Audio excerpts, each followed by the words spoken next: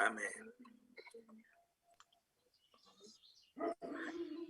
Amén. Gracias, Señor. Bueno, muy bien. Hoy quisiera compartir algunos puntos sobre algunos rasgos de la cultura del reino de Dios. Tomando uno de los párrafos de la predicación del mensaje de Víctor Rodríguez hace unos días atrás en el Encuentro Nacional e Internacional de Pastores, Víctor, tomando como ejemplo la vida de Abraham, él mencionó: Abraham salió de una ciudad y de su influencia cultural para formar otra cultura. Génesis 12, versículo 1. También dijo Víctor: la paternidad responsable establece la cultura del reino. La palabra cultura proviene de cultivo, donde la historia, costumbres, tradiciones y creencias de un pueblo son sembradas, regadas y se arraigaron en sus habitantes. Quiero mencionar primero algunas definiciones de la palabra cultura según el diccionario. Habla de que es un conjunto de conocimientos que permite a alguien desarrollar su juicio crítico. También lo define como un conjunto de modos de vida y costumbres, conocimientos y grado de desarrollo artístico, científico, industrial en una época, grupo social, etc. Y sobre la cultura popular, lo define como el conjunto de las manifestaciones en que se expresa la vida tradicional de un pueblo. Y antes de compartir el tema, quiero mencionar algunos párrafos. Hace un tiempo atrás, leyendo un libro que el autor es Darrow Miller, Discipulando Naciones, es el título de este libro. En sus primeros capítulos, él hace varias menciones al tema de la cultura y de la cosmovisión de los pueblos. Así que voy a leer textualmente algunos párrafos como para dar una introducción a nuestro tema de hoy. Dice Miller en su libro: cada cultura tiene sus propias anteojeras que impiden que la gente vea toda la realidad.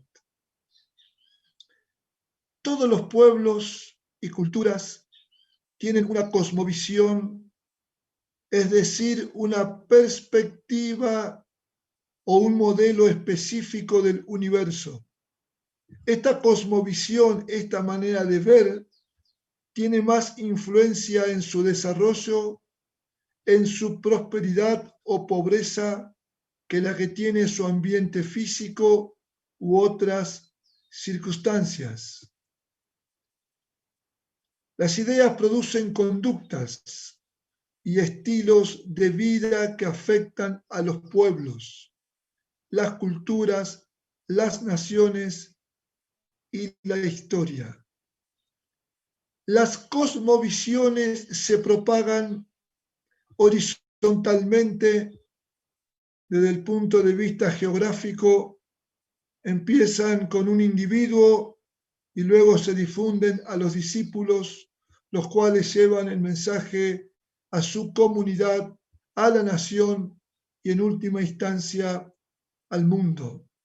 También las ideas penetran verticalmente en cada esfera de la vida, formando valores, las estructuras sociales y las instituciones de una cultura. Las ideas generalmente se desarrollan como doctrinas religiosas, abstracciones filosóficas o teorías científicas y son luego transmitidas a través de la música y las artes. Después de esto, las ideas se institucionalizan en las leyes de una sociedad, en las estructuras políticas, sociales y económicas. Finalmente, se hacen parte del flujo de la cultura popular y afectan la conducta y el estilo de vida del ciudadano común y corriente. Las ideas se difunden a través del tiempo. Siempre ha tomado tiempo para que las ideas se diseminen alrededor del mundo y penetren las culturas. Pero el día de hoy, con las ventajas de la moderna tecnología de la información, las ideas requieren menos tiempo para transmitirse, ya sea para bien o para mal.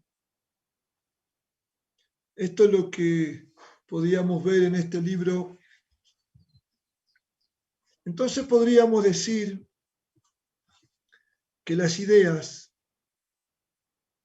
provienen de mentes humanas y comienzan a ser transmitidas de una u otra manera y así van condicionando y creando las costumbres de los pueblos, formando culturas con sus propias características y luego surgen leyes que dan un marco jurídico a esas maneras de vivir. Ahora bien, con toda certeza podemos decir que en el reino de Dios es igual. La cultura surge de la mente de Dios mismo, porque la Santa Trinidad, esta Trinidad, el Padre, el Hijo y el Espíritu, fueron los primeros integrantes del reino. Y a través de ellos podemos apreciar una cultura que luego la ponen en la tierra. Estar en el reino de Dios implica una manera de vivir, a la cual nosotros hemos llamado y nos hemos familiarizado con el término la nueva manera de vivir. Esta nueva manera de vivir no es fruto de ideas humanas, sino que es fruto de la voluntad de Dios.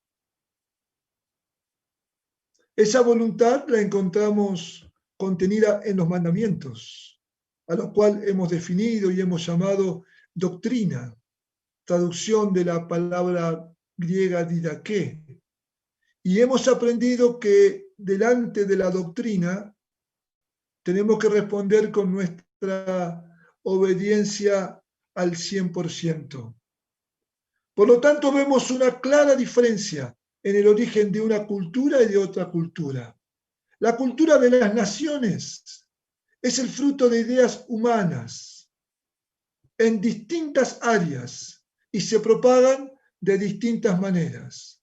La cultura del reino de Dios es el fruto del proyecto de Dios, de su propósito eterno. Es el fruto de su mente y está contenida en sus mandamientos. Esta cultura se propaga, la cultura del reino de Dios, se propaga mediante la predicación del evangelio del reino y la formación de discípulos. Formar discípulos no es otra cosa que enseñar a vivir de acuerdo a los principios de dicho reino. Entonces, habiendo establecido un poquito estas definiciones y viendo que hay una cultura que es el fruto de pensamientos humanos, propagados por medio del arte, de las distintas expresiones del arte, utilizando los medios de comunicación Vemos que también hay una cultura que es el fruto del pensamiento de Dios. Es la idea de Dios. Es Génesis capítulo 1, cuando crió al hombre y a la mujer y le dijo multiplíquense y llenen la tierra. Es Efesios capítulo 1. Es el gran proyecto del Dios eterno, el propósito eterno, que todo hombre, que toda mujer se convierta, sea salvo, formen una sola familia, que sean discípulos y que lleguen a ser semejantes a Jesucristo. Esta es la cultura, esta es la idea de Dios, esta es la cultura del reino. Y vamos a ver que estas dos culturas están en una puja constante, hay una tirantez. La cultura de los pueblos, de las naciones, inspiradas en pensamientos humanistas, está enfrentada con la cultura del reino de los cielos, la cultura de nuestro Padre, aleluya, la cual tenemos que propagar por medio de la predicación, la evangelización de hombres y mujeres. Y tenemos que también instalar esta cultura por medio de la formación de los nuevos discípulos. Yo quiero, con la ayuda del Señor y con la comprensión de ustedes, expresar algunos rasgos de la cultura del reino de Dios. Lo primero que mencionamos es que el pueblo de Dios se caracteriza por su amor a Dios. Todos sabemos que en el Antiguo Testamento, en el libro de Éxodo, en el libro de Deuteronomio, encontramos los 10 mandamientos. Pero quiero que vayamos a Marcos capítulo 12, versículo 29. Ahí vemos cómo el Señor Jesús resumió estos 10 mandamientos. Marcos capítulo 12, versículo 28, dice, acercándose uno de los escribas que los había oído disputar y sabía que les había respondido bien, le preguntó. El escriba le preguntó, ¿cuál es el primer mandamiento de todos? Jesús le respondió, el primer mandamiento de todos es, oye Israel, el Señor nuestro Dios, el Señor uno es. Y amarás al Señor tu Dios con todo tu corazón, con toda tu alma y con toda tu mente y con todas tus fuerzas. Este es el primer mandamiento. O sea que el Señor resumió 4 mandamientos en uno solo. Y Jesús dijo, amarás al Señor tu Dios con todo tu corazón, con toda tu alma, con toda tu mente y con todas tus fuerzas. Este es el principal mandamiento.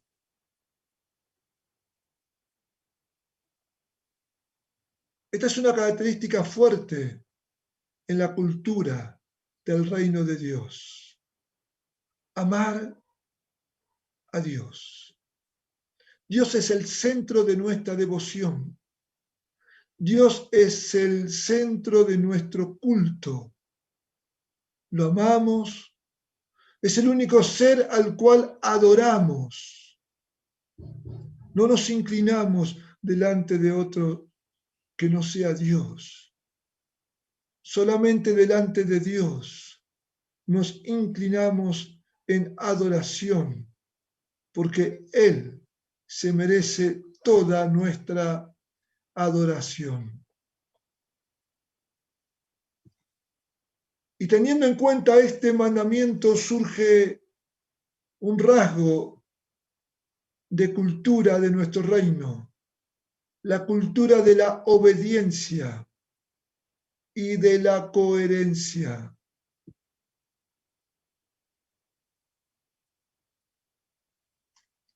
En el Evangelio de Juan, en el capítulo 14, versículo 21,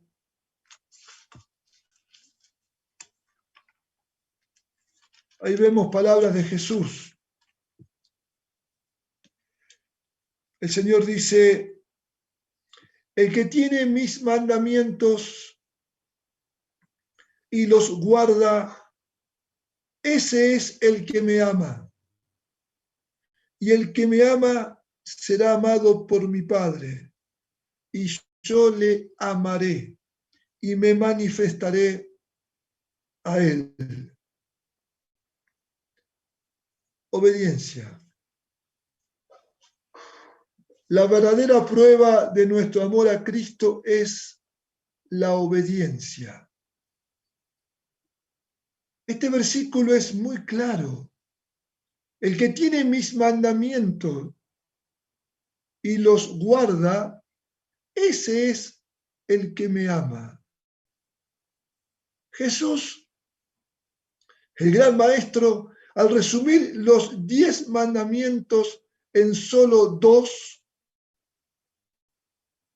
dota a estos 2 mandatos de una gran fuerza. En el primero nos manda a amar a Dios con todo nuestro corazón, alma, mente y fuerzas. Vemos así la importancia de este mandato. Y en el Evangelio de Juan encontramos la manifestación práctica de guardar este primer mandamiento. Y la manifestación práctica es la obediencia. O sea que podemos tener el mandato: amarás al Señor. Y este mandato lo conoce mucha gente en nuestro país. Pero si estamos marcados con la cultura del reino de Dios, tiene que estar esta obediencia manifestada y se tiene que ver. La cultura de la obediencia en contraste con el espíritu de la otra cultura. El espíritu del maligno opera sobre los hijos de desobediencia, según Efesios 2:1. Cuando estábamos en el reino de las tinieblas, éramos desobedientes en todos los aspectos. Y si en algún aspecto mostrábamos obediencia, con seguridad que no era a los mandatos de Dios. ¿Por qué digo esto? Porque es imposible agradar a Dios estando en el reino de las tinieblas. El agradar a Dios, amarle, obedecerle, solamente es posible para aquellos que habitamos en el reino de la luz. Solamente aquellos que están llenos del Espíritu Santo. Solamente aquellos que están llenos del poder de Dios. Porque la unción del Santo Espíritu es lo que lleva a los hombres y a las mujeres a agradar a Dios. La obediencia es un rasgo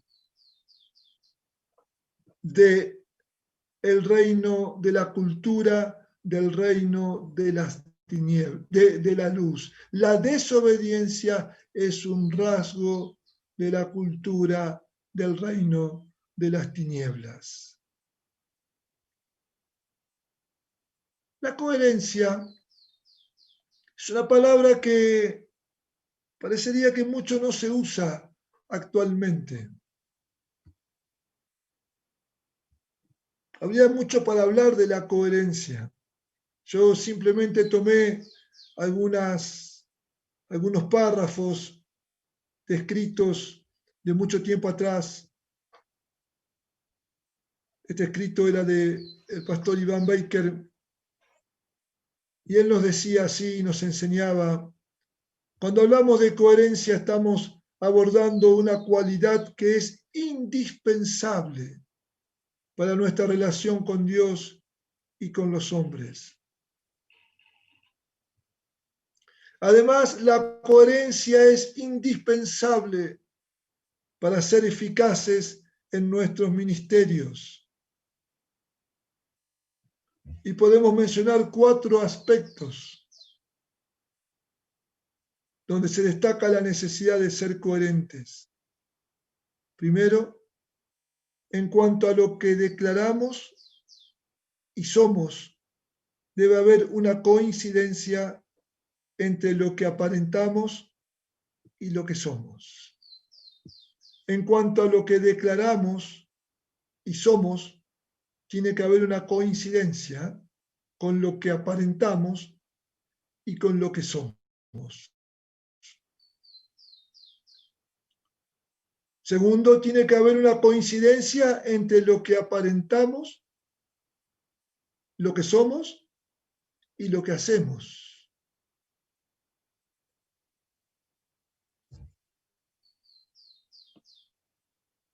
Tercero, aún más, lo que aparentamos, somos y hacemos tiene que coincidir con la voluntad de Dios.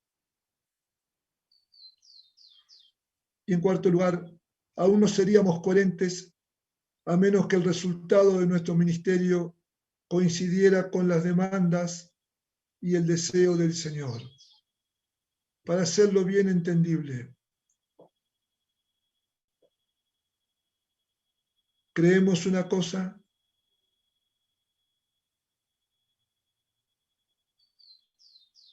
decimos lo que creemos y tenemos que vivir lo que creemos y lo que decimos. Si hay diferencia entre lo que creemos, lo que decimos y lo que vivimos, eso es incoherencia. Había varios aspectos para hablar de la coherencia. Simplemente menciono uno: coherentes en lo personal. Tenemos que ser coherentes en nuestra comunión con Dios. Nuestra comunión con Dios tiene que ser sincera. Por eso hablamos de comunión. Compartir con Dios. Y que Dios comparta con nosotros. Que Dios pueda estar con nosotros. Mejor dicho, que Dios no se tenga que ausentar de algunos momentos de nuestras vidas. Si estamos viendo televisión, que Dios pueda estar ahí. Si estamos trabajando por internet, que Dios pueda estar allí. Si estamos en una conversación, que Dios pueda estar presente. Ustedes dirán, ¿pero acaso Dios no está en todas partes? Sí, claro que sí. Pero hay condiciones. Guardar sus mandamientos. Si en nuestras conversaciones no está reflejado el carácter de Cristo, Dios no va a tener interés estar en esa conversación. Si lo que está entrando a nuestros ojos no es para la edificación de nuestras vidas, si lo que está entrando en nuestros oídos no es para la edificación de nuestras vidas, Dios no va a tener interés de estar mirando o escuchando estas cosas. Tenemos que ser coherentes en nuestra comunión con Dios. Tiene que haber una sincera y oportuna comunión con nuestros compañeros de obras, con nuestras relaciones de discipulado. Tiene que haber sinceridad, transparencia. Son nuestros compañeros de obra. Caminamos juntos. Somos distintos. A veces podemos estar transitando situaciones distintas. pero no puede haber cosas ocultas. Javier decía recién el riesgo de estar solos. Es un peligro, es un peligro, es un riesgo. El Señor nos mandó a formar un cuerpo, formamos el cuerpo de Cristo y en el cuerpo estamos todos relacionados y unidos y concertados debidamente para ayudarnos mutuamente. Entonces tiene que haber coherencia en estas relaciones. Tiene que haber coherencia en nuestro matrimonio y en la buena crianza de nuestros hijos. Simplemente estoy poniendo títulos de cosas que nos llevarían un solo mensaje de desarrollar esto. Pero este es un rasgo de la cultura del reino, que contrasta fuertemente con la cultura que impera, donde el común denominador es la incoherencia o falta de integridad. Porque esta palabra coherencia, si la queremos enmarcar bíblicamente, sería la palabra integridad, íntegro. Hoy hay tanta incoherencia y tanta mentira y tanta hipocresía que ya ni siquiera se espera de alguien que haga lo que diga. Simplemente ya ni le cree lo que dicen, porque ya hay incoherencia por todos lados. Y en la cultura del reino de Dios, esta cultura que Dios quiere implantar en la tierra, que no es el fruto de pensamientos o de ideas humanas, esta cultura es el fruto de la elaboración del propósito eterno de Dios.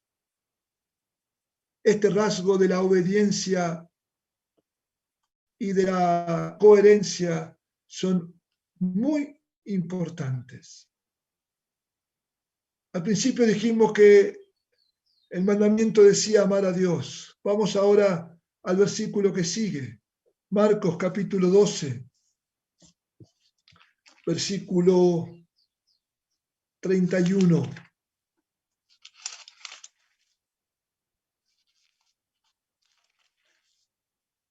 Jesús le sigue respondiendo al escriba y ahora le dice en el versículo 31, y el segundo mandamiento es semejante al primero. Amarás a tu prójimo como a ti mismo. No hay otro mandamiento mayor que estos dos.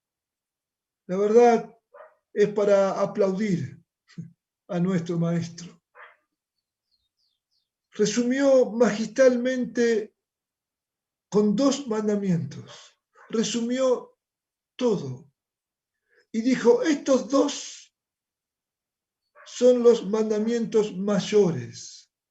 Amarás a Jehová tu Dios y amarás a tu prójimo como a ti mismo. Y acá surge otro rasgo de la cultura del reino de Dios, el servicio. Hablamos de obediencia, de coherencia, ahora hablamos de servicio. De la misma manera que decimos que la obediencia es la manifestación práctica de nuestro amor para con Dios, el servicio es la muestra práctica de nuestro amor para con el prójimo. Si no, todo queda en un área platónica, en un área etérea, en un área teórica. Entonces dicen, amemos a Dios. Y escriben poesías, canciones. Amemos al prójimo. Y también escriben poesías, canciones. Y el Señor dice, el amor a Dios se ve reflejado en guardar los mandamientos, obediencia. Y el amor al prójimo se ve reflejado en actos de servicio. En las Escrituras encontramos parábolas, narraciones, mandatos claros que nos ilustran sobre este tema del cual hemos hablado no hace mucho tiempo atrás. Movernos hacia el prójimo con el mismo espíritu con el cual se movía nuestro amado Señor Jesús.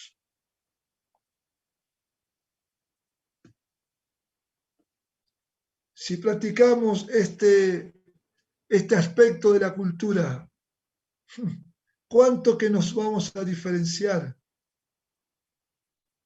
de los que tienen la otra cultura? Porque en la otra cultura, marcada por el individualismo, egoísmo, no hay servicio. Y si hay algún servicio, es un servicio interesado. Es un servicio porque buscan un beneficio como contrapartida, sea económico, sea el que fuere. No es un servicio altruista, no es un servicio con sacrificio, con negación, donde el que sirve se quita horas de placer, horas tal vez de estar con sus seres queridos, para estar sirviendo al necesitado. No es un servicio que se hace con recursos propios, sino que buscan recursos ajenos para servir. En el reino de los cielos servimos con nuestras vidas, con los pocos o los muchos recursos que el Señor nos da, servimos con nuestro tiempo.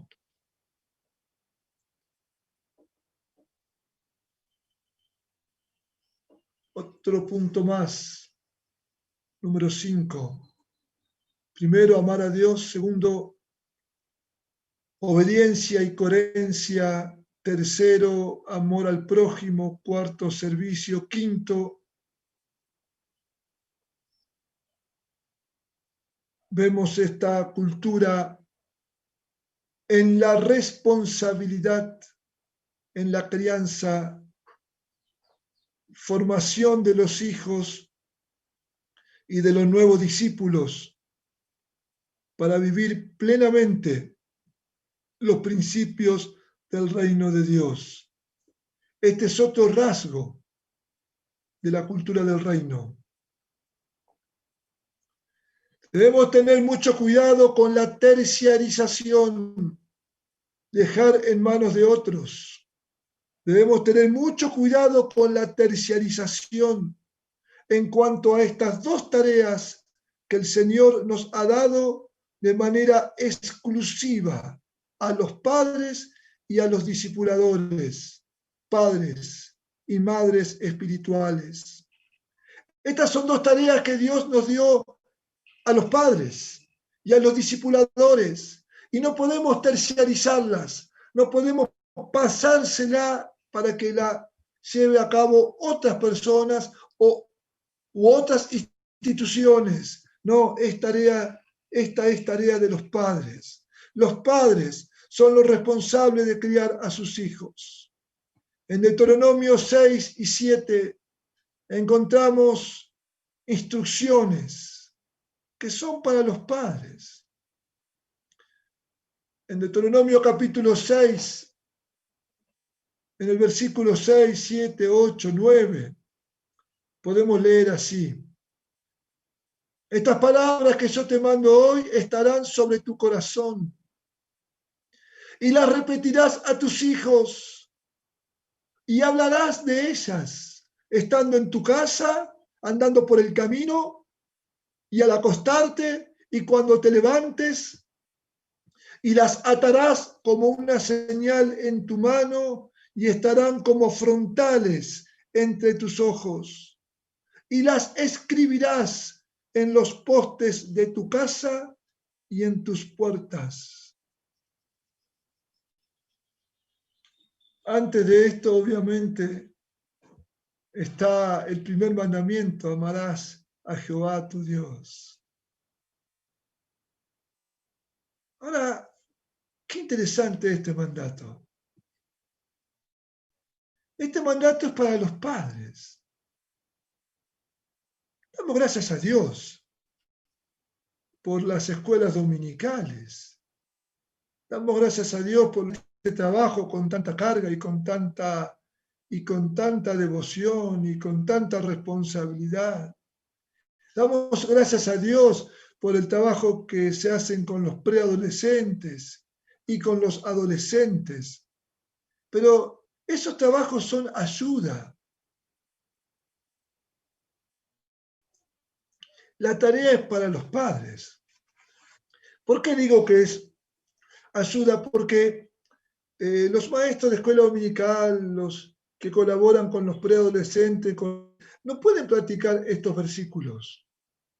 Porque acá hay una dinámica que solamente la pueden llevar adelante los padres. Dice, las palabras tienen que estar, versículo 6, y estas palabras que yo te mando hoy estarán sobre tu corazón. Las palabras tienen que estar en el corazón de los padres, porque la crianza de los hijos es de corazón a corazón. La formación de un discípulo es de corazón a corazón.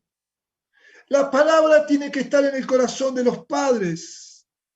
Y cuando estas palabras son habladas bajo la unción y el poder del Espíritu Santo, penetran en el corazón del hijo. Porque si no están en el corazón del Padre, ¿dónde están? Y están en la Biblia. Amén. ¿Es verdad?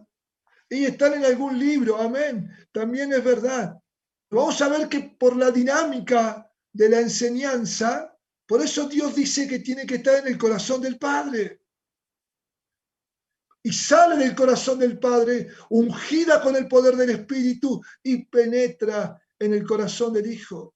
Que cuando el Hijo es pequeño, ese corazón es como una esponja que absorbe todo. La esponja cuando está seca, ¿viste? La pones en el agua, absorbe, chupa todo. Así es el corazón, así es la mente, así es el espíritu del niño puesto en nuestros brazos para formarle. Así es el corazón, el espíritu del nuevo discípulo que Dios puso en nuestros brazos para formarle.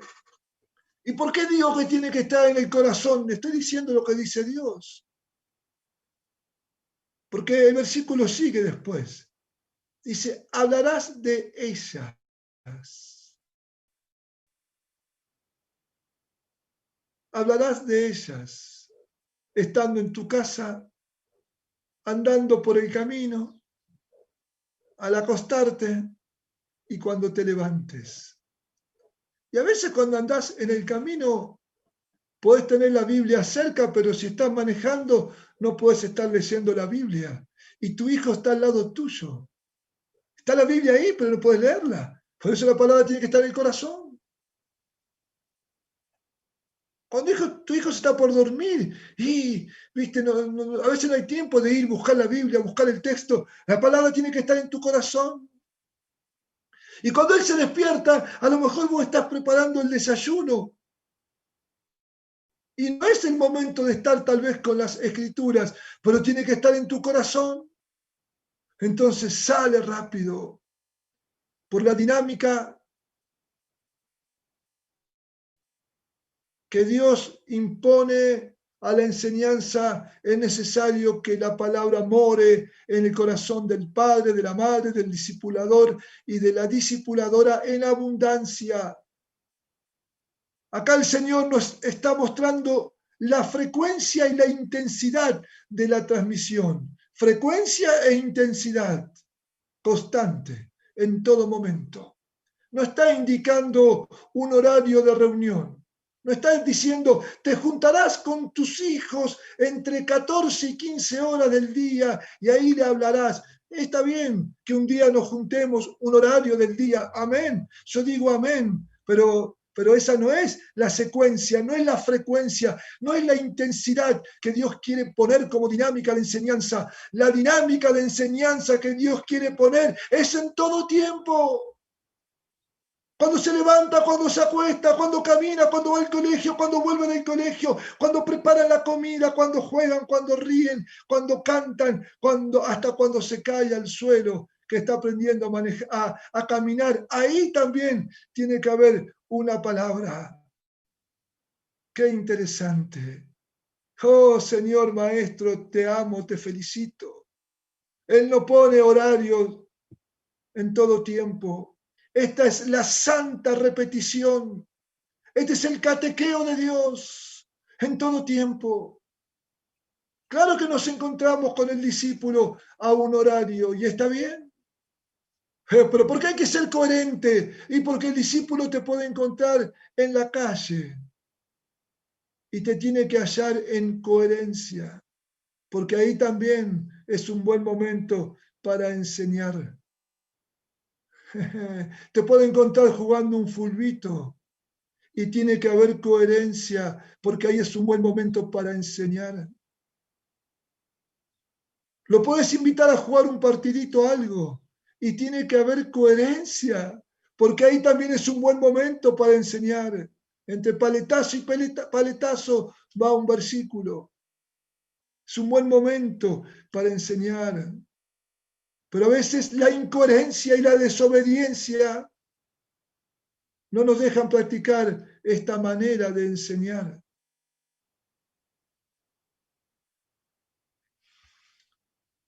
Este es un rasgo tremendo. Este rasgo es único del reino de la luz. Padres adiestrando, enseñando, capacitando a sus hijos. Aleluya. Discipuladores, discipuladoras, enseñando a cocinar, a leer la Biblia, a lavar la ropa, a hacer un trabajo manual, formando a los nuevos discípulos. Estos días, hablando con algunos hermanos que están criando a sus hijos pequeños y leyendo un libro, estamos llegando a un texto que es clave, que es el mandamiento número 5,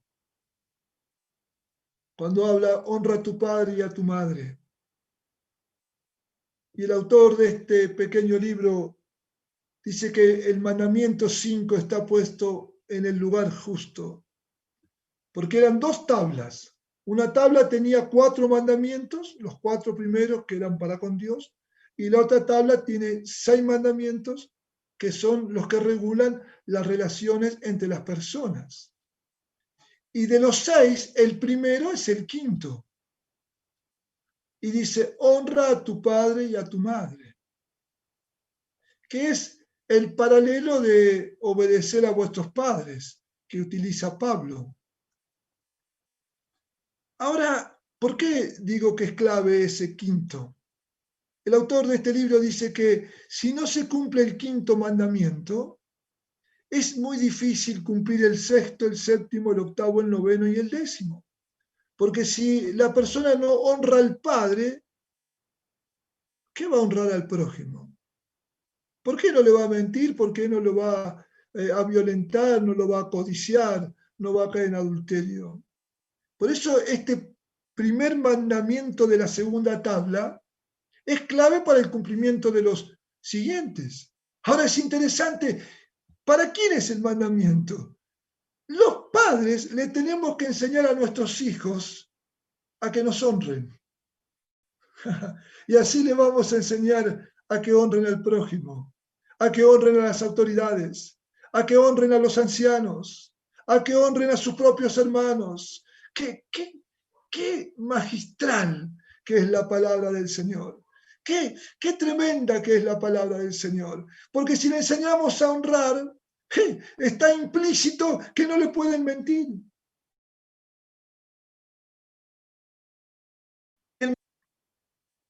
Y es tarea de los padres.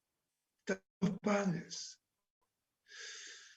Este es un rasgo que nos caracteriza. En la otra cultura, ¿saben qué hicieron los que tenían que hacer esto? Terciarizaron todo. Envían a los hijos a un montón de instituciones para que le enseñen todas las cosas que tienen que enseñarle los padres. Entonces, van a la escuela de oficio, van al deporte, van al club, van acá, van allá. Bueno, obviamente hay cosas que tal vez nosotros no podemos enseñar, pero podemos capacitarnos y enseñar. Pero también terciarizaron la formación espiritual. Entonces, la escuela dominical es la responsable. Entonces, el grupo de pre es el responsable y el grupo de adolescentes es el responsable. Son ayuda. Los responsables son los padres. ¿Y los pastores qué hicieron? Mandaron a los hermanos a los seminarios. No tengo nada contra los seminarios, pero un seminario te da información, no te enseña a vivir la vida. Da información, da buena información, pero no es el modelo que utilizó Jesús. Jesús no se encerró con sus discípulos. Caminó, anduvo, comió en público. Y así les enseñaba. No tenemos que terciarizar la formación de los discípulos. Tenemos que también nosotros hacernos cargo de la formación de los discípulos. Punto 6. Ya vamos concluyendo, faltan 2 puntitos. Punto 6. La cultura del trabajo y del estudio. Y entre paréntesis puse la capacitación. La cultura del trabajo y el estudio. Y acá también tenemos un mandamiento. ¿Qué dijo Dios? 6 días trabajarás y el 7º día descansarás. Es un mandamiento. Mandamiento. Dios puso al primer hombre en el huerto de Edén para que lo cuidase y lo labrase. Y también tenía que realizar otros tipos de trabajo. Por ejemplo, ponerle nombre a todas las cosas.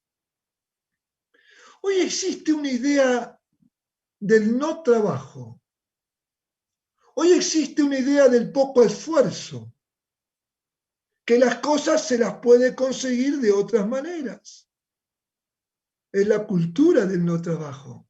Por eso aclaramos los conceptos de cultura desde el principio, porque si no quedamos como un mensaje retórico. No. Acá está, la fuerza de la cultura, la idea del no trabajo, la idea del no esfuerzo. Bueno, mira, no trabaje, no te esfuerce, no te capacite, que alguien se va a hacer cargo de tu situación. ¿Perdón? Eso no es cristiano. Eso no es de Dios.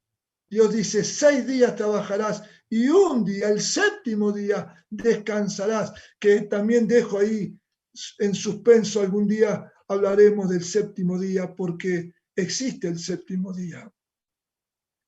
La mediocridad está ganando terreno. Es preocupante ver que un gran número de jóvenes no desean capacitarse, no desean estudiar y prepararse para afrontar los años de la adultez. Es triste esto. Dios quiere que el hombre trabaje para proveer para los de su casa y para ayudar a los que necesitan. El trabajo es dignificante. El trabajo dignifica al ser humano. Nosotros, los habitantes del reino de la luz, tenemos que ser de ejemplo en cuanto al estudio y la capacitación en distintos oficios. Por eso puse esta palabra capacitación, porque cuando hablamos de estudio no es solamente planificar ir a un centro universitario. A veces lo digo, no es para todos. Son carreras largas, a veces onerosas, hay que pagar, pero sí la capacitación es para todos. La capacitación es para todos. Hace falta carpinteros capacitados, plomeros capacitados, electricistas capacitados, albañiles capacitados. Hace falta gente que sepa escribir con la computadora. Usted dirá, pero Alfredo, todos escriben con la computadora. Sí, pero es como yo le decía el viernes a los hermanos. Escriben porque buscan las teclas que están ahí. Pero en mi época nos mandaban a estudiar para escribir a máquina de escribir. Había que ir 2, 3 años, si mal no recuerdo. Dactilografía se llama eso. Ahora nadie hace eso. Pero acá los niños aprenden con la computadora y parecen gallinas picando el maíz. El Señor nos dio 5 dedos en cada mano. Esto es para escribir con la computadora. No con este solo, con estos. Hay que estudiar, hay que capacitarse. Hay que capacitarse. Tenemos que permear esta sociedad que está marcada por la mediocridad y el poco esfuerzo. Una sociedad que está esperando dádivas, regalos para poder desarrollarse. Una sociedad que está paralizada en esta área del trabajo y de la capacitación. Tenemos que mostrar nuestra cultura de trabajo.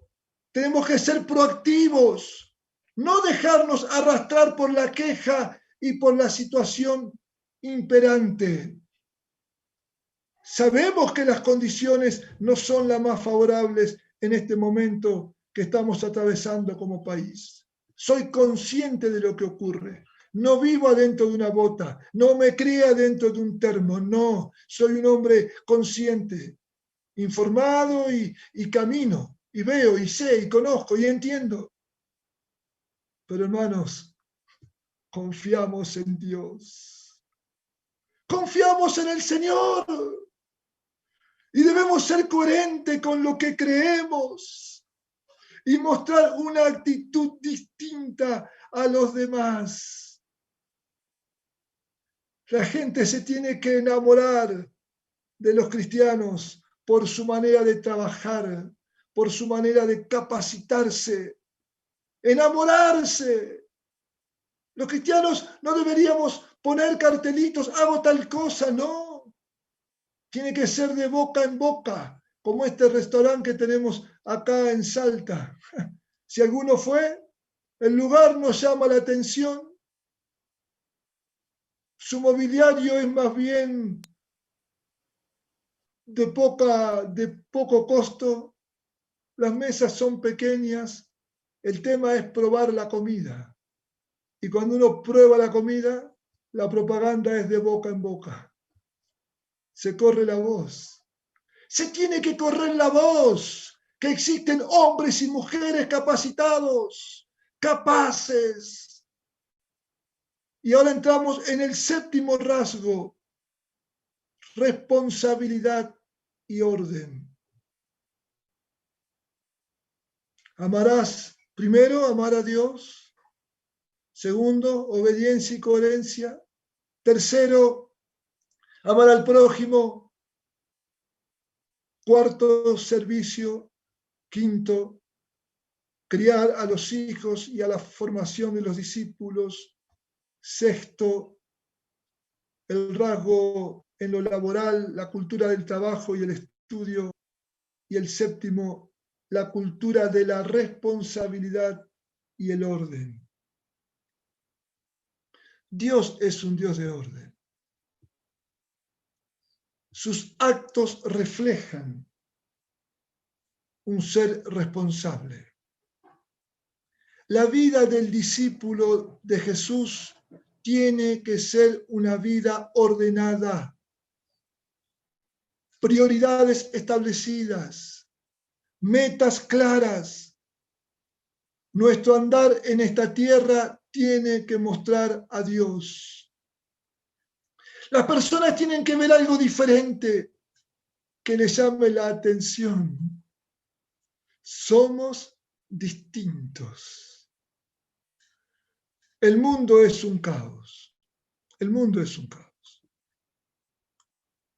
Es un desorden generalizado, decisiones desacertadas, acciones tardías, marchas y contramarchas.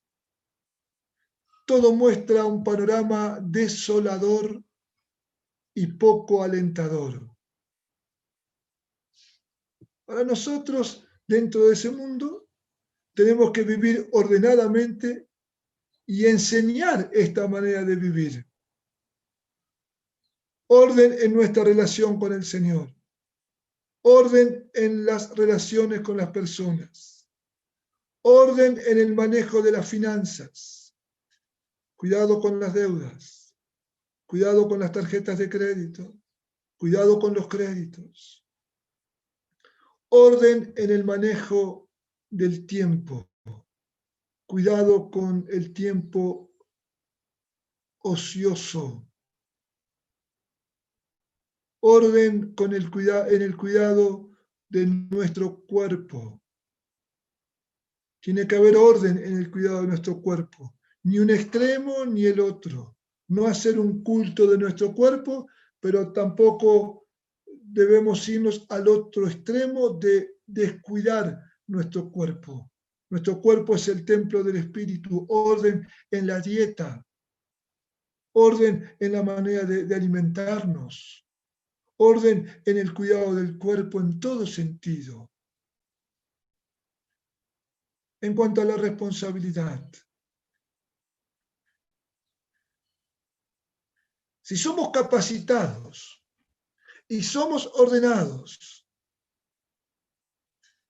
y si somos responsables, los puestos de trabajo tienen que ser nuestros. ¿Por qué? Porque estos son rasgos de nuestra cultura.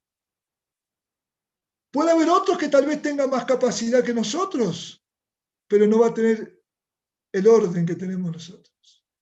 No va a tener la responsabilidad que tenemos nosotros. No va a tener la honestidad, la veracidad. Tenemos que cumplir con la palabra comprometida. Nuestro sí es sí, nuestro no es no. Cumplir con los horarios. Presentar los mejores trabajos. En el colegio, en la facultad, en el trabajo. El otro día un hermano me pone un mensaje: Alfredo, por favor, hoy podríamos suspender, mañana nos juntamos. Pasa que estoy preparando unos informes para el trabajo y tienen que estar bien. Y yo le dije, amén, tienen que estar excelentes. Así que al otro día cuando nos juntamos, lo primero que le pregunté, ¿cómo te fue? Oh, muy bien, dice, aleluya. ¿Por qué? Porque ahí vieron a Cristo, ahí vieron a Cristo. En el trabajo no podés cantar una canción, porque te va a suspender el jefe. Tampoco te puedes poner a recitar los versículos de memoria. Ahora, si mientras cantás trabajás, bueno, puede ser. Pero en mi trabajo, por ejemplo, no se podía cantar una canción. En mi trabajo secular. Tampoco se podía estar recitando Efesios de memoria. Pero sí podíamos mostrar trabajo. Podíamos mostrar puntualidad. Podíamos mostrar honestidad. Ayer le decía, creo que mientras que comíamos, charlábamos con mis hijas, no me acuerdo si Emilio estaba presente, creo que todavía no había llegado, y yo le digo, miren, cuando Messi se retire, van a pasar muchos años que aparezca otro que rompa todas las estadísticas que rompió este muchacho. Podemos estar de acuerdo o no, te puede gustar o no, pero rompió todas las estadísticas. Y yo le contaba que me encontré con una compañera de trabajo y ella le mandó un mensaje después a Ani y le dice, no tuve ningún jefe como Alfredo. Y yo le dije, y ya le di 20 años de ventaja y todavía no apareció ninguno. Bueno, se ve que rompí alguna marca, ¿no? Pero no porque yo sea capaz, es por la cultura del reino. Es por la cultura del reino.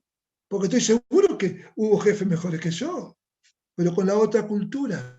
Y la otra cultura no atrae. Esta cultura es la que atrae y convence. de juicio, de pecado, de justicia. ¿Por qué? Porque es el Espíritu Santo que está metido en esta cultura. Cumplir los horarios, presentar los mejores trabajos. Con esfuerzo y disciplina logramos estas cosas. Estos son algunos rasgos de nuestra cultura. Somos distintos. Dios está formando a su pueblo, un pueblo santo. Podríamos hablar también de otros rasgos: negación, sacrificio, perseverancia, actitud de fe, gratitud. Hermanos, esta es la cultura que transforma a los pueblos.